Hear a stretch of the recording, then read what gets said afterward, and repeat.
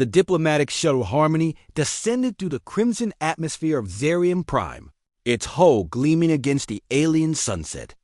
Ambassador Marcus Chin adjusted his formal diplomatic uniform one last time, knowing that the next few hours would determine whether humanity joined the Galactic Coalition or remained isolated in their corner of the galaxy.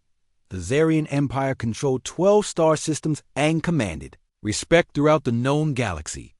Their queen, Zarathol the Magnificent, was legendary for her strategic brilliance and rumored to be utterly ruthless in negotiations. No species had ever secured favorable terms with the Zarians without significant concessions. As Marcus stepped onto the crystalline platform of the royal palace, he was struck by the architecture's flowing, organic beauty.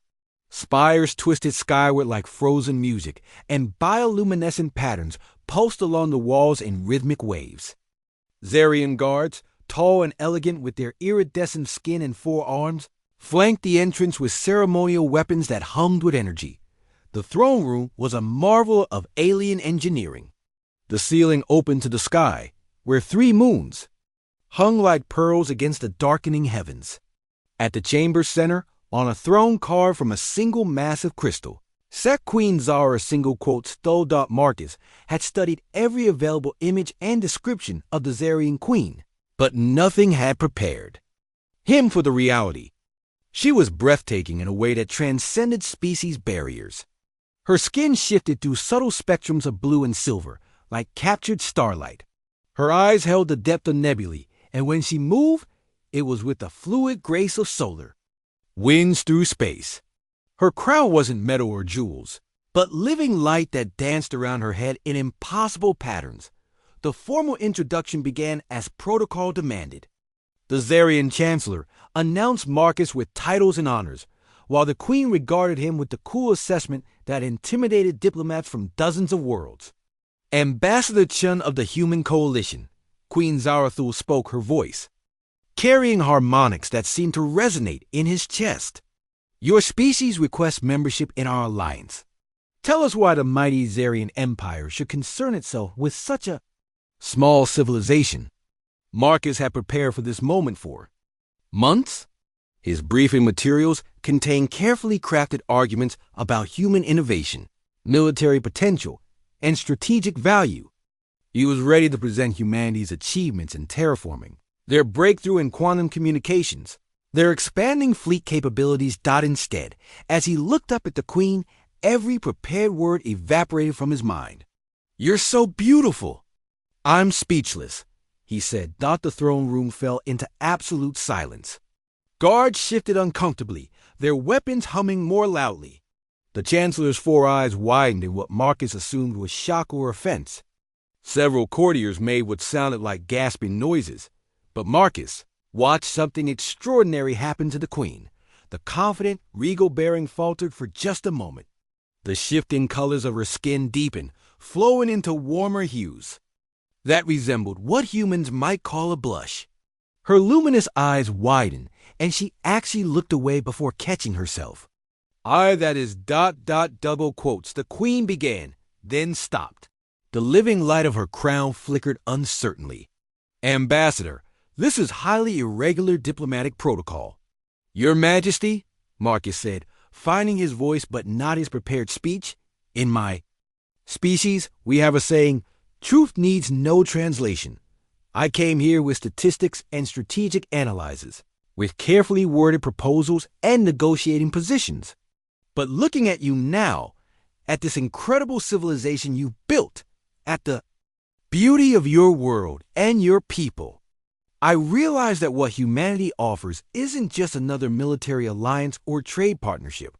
He stepped closer to the throne, aware that guards were tensing but continuing anyway.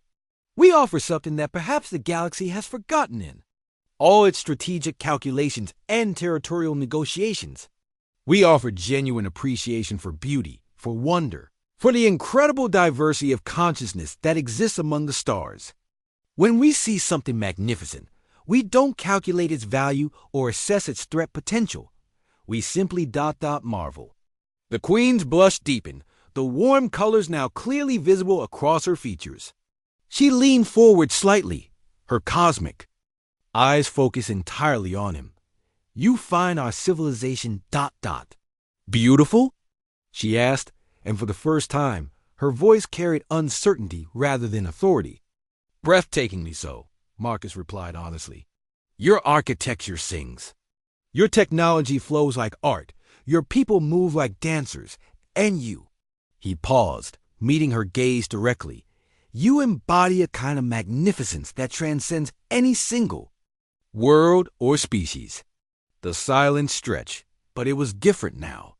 Where before it had been shocked and tense, now it felt almost intimate despite the dozens of witnesses that Queen Zarathul slowly stood from her throne, her movements graceful as always, but somehow less formal. "In 300 cycles of ruling this empire," she said, "no diplomat has ever, no one has ever said ... She trailed off, the blush now extending down her neck, visible even through the complex patterns of her royal garments. "Ambassador Chun," she said finally, her voice softer but gaining strength, "your species intrigues us. Not for your military might or your technological achievements, but for this capacity for wonder that you demonstrate. Perhaps the galaxy has indeed forgotten something important." She gestured to her chancellor, who approached with obvious bewilderment. "Prepare quarters for Ambassador Chun and his delegation. Comfortable quarters. We will be extending these negotiations indefinitely." As the formal court began to disperse, Queen Zarathul stepped down from her throne and approached Marcus directly. Up close, her presence was even more overwhelming. But her expression was curious rather than intimidating. "Tell me, Ambassador," she said quietly, "do all humans possess this unusual diplomatic approach?" Marcus smiled. "Your Majesty, we call it being human. We can't help but notice beauty, whether it's in a sunset, a piece of music, or—" He gestured respectfully toward her, "an extraordinary queen who rules with both wisdom and grace." The blush returned deeper than before, and Queen Zarathul actually laughed a sound like distant music. "Perhaps," she said, "the Galactic Coalition has been missing something after all. 3 months later, the human coalition will be welcomed as full members of the Alliance with unprecedented favorable terms." But that night, as Marcus walked through gardens that glowed with bioluminescent flowers under alien stars, he couldn't help but think that the most important diplomatic breakthrough had been the simplest: seeing beauty and having the courage to acknowledge it. Sometimes, the most powerful weapon humanity possessed wasn't technology or strategy. It was the ability to be genuinely, vulnerably human.